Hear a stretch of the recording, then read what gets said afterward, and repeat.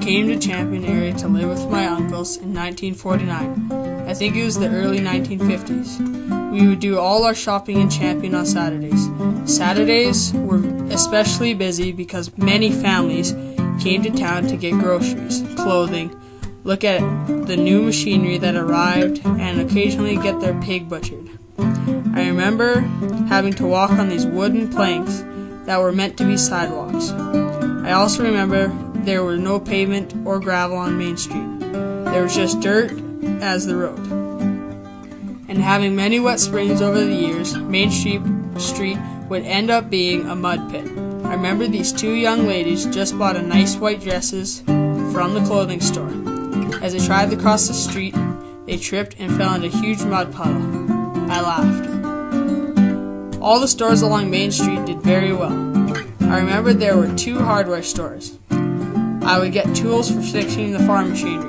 There was also a butcher shop. Mike Kelly was the owner. There were 3 grocery stores. One was very large, and the other 2 about the size of the one now in Champion. People would barter for groceries. I remember this one lady that brought in cheese to the store. She said to the manager she didn't want this cheese because mice had gotten into it. So the guy said he'll take it. Well, the next week she came in and she bought it right back, but never realized it was hers. Many people would bring in bread, butter, eggs, and cheese to trade. I remember there was a propane shop at the very end of Main Street. It was one of the few stores that sold deep freezes. They were very rare to be in the households, and we were one of those families lucky enough to get one. There was also an electrician's shop across the street from it. They would buy light fuses, wires, and light bulbs for on the farm. I also remember an international dealership right at the end of Main Street. I would always love to go there and look at all the machinery that just arrived.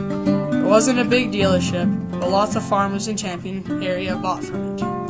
Main Street in Champion itself has really changed over the years.